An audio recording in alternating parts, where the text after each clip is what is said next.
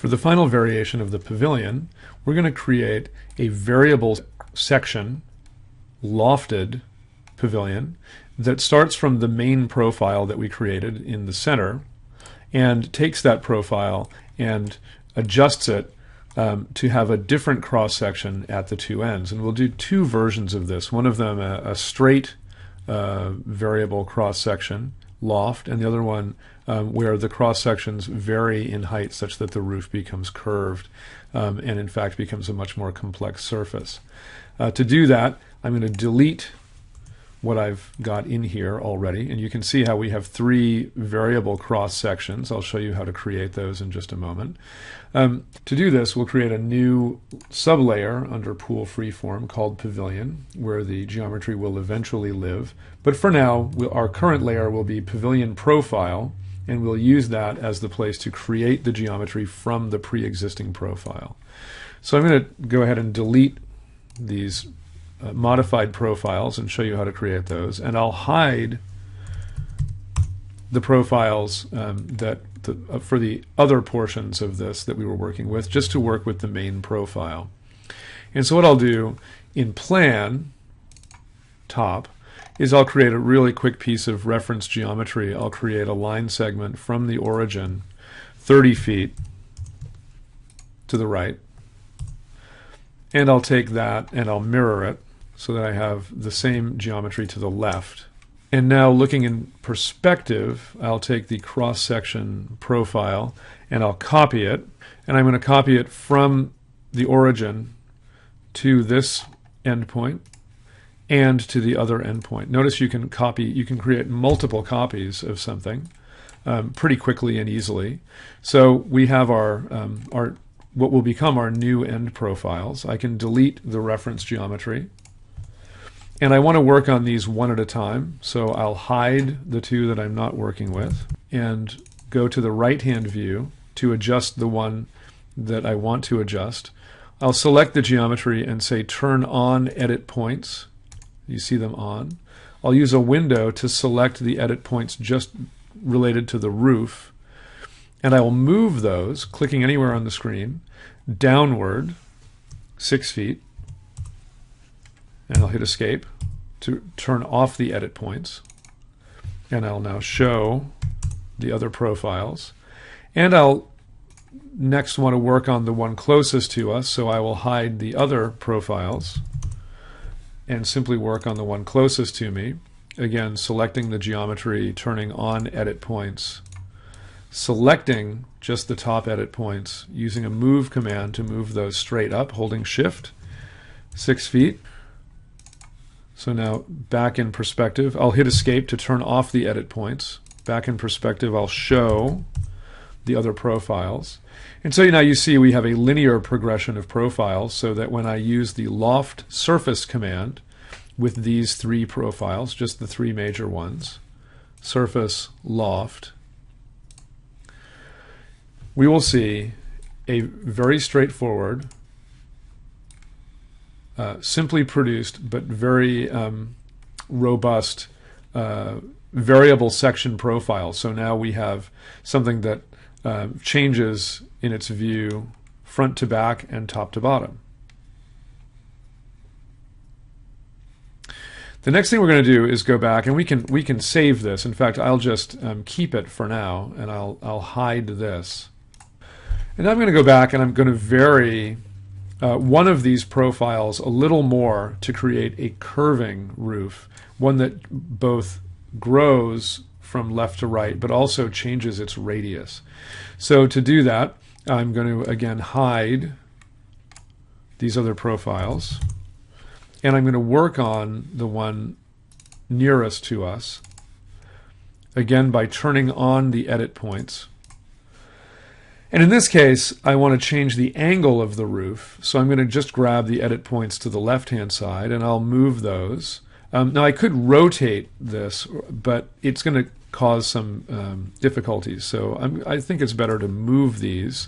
Let's move them down, and we're going to end up with something that actually angles back downward a little bit. Notice that it did change the profile of the roof, so I need to do a little bit of work to correct that. I'm going to take this overall profile, I'll explode it, so that I can take the top curve, I can move it, or I can copy it. Why don't I just copy it with its same angle? From that endpoint to this one, we know it's still a 12-inch dimension in that case. I can do some trimming back here in the corner.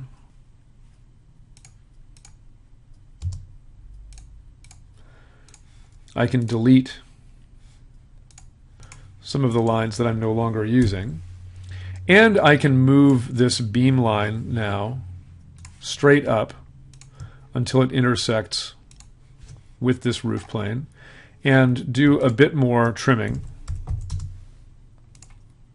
to clean up its intersection.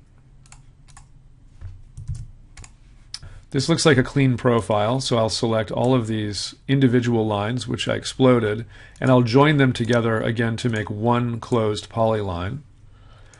And back in profile, when I show the other geometry, I can hide the loft that we made and see the curves that we'll use to create now an even more complex lofted surface. So I'll select the three cross-section profiles. Again, I will say surface loft. And notice that these normal arrows are pointing in all different directions. Try clicking on the natural for the seam point adjustment. And you can also, to get them all starting in the same point, if you look here in perspective, you'll see that the arrow starts from the beam end and points outward. And so what I might do for this right-hand curve is actually move that to be in the same position and in the same direction. So you see all three arrows start from the same place on the curve and they point in the same direction. That should be good to create a clear loft. There are options that come up here, a closed loft, etc. Don't worry about those now. That's something you can learn to play with later. For now, we've created a very clean loft with a much more complex cross-section. It might not be the perfect design, but it's a good-looking loft. In order to finish this, we need to create surfaces that cap the open ends. Remember, this is not a solid like we were making when we did the straight and the curving solids. This is a lofted surface, and it is just the outside surface. So to cap the ends, we'll hide the loft itself and create some surfaces using these cross-section profiles. So I can click on it and say surface from planar curves, create a surface there. I can do the same thing with the far end surface, and then I can take those two surfaces and I can combine them with the surface of the loft that I created. Notice that I have two here, the straight one and the curved one. I will hide the straight one. I'll select all three surfaces, the end we just created, the loft, and the other end, and use those to create a solid. And I'll use the create solid command at the bottom. So that now instead of three separate surfaces, we have one. It calls it a polysurface. It can be edited as a solid. We can use it to trim as we did before. Once you've created your more complex multi-cross-section, lofted, curved, angling pool pavilion, go ahead and take the one that you want. In this case, you can see both. I can hide the straight one. I could move that to its own layer. And I can look at the one that we created and turned into a solid and go to the object properties and change its layer from pavilion profile, where we created it, to the sublayer of pool hybrid called pavilion, sublayer that we've created earlier, so that that is the place where that can live, and it can be integrated with the ground plane and whatever sort of hybrid pool that you've created. Keep in mind that this is an open portion of this exercise, so you're free to create as complex a hybrid pavilion using perhaps the lofting tool, maybe with a curving cross-section and putting those the variable cross-sections not in a straight line but in a curving configuration. This is a place where you can use all of the tools that these tutorials have introduced to create perhaps the most complex and the most hybrid of pavilions. I'd like you to go in and also create the interior surface as a solid and group everything together through a solid union as one overall solid, and to place this into the landscape on the pool hybrid layer, so that you will have in the end created 3 unique pools and 3 unique pavilions using the variety of tools that I've shown you in these tutorials. Thank you.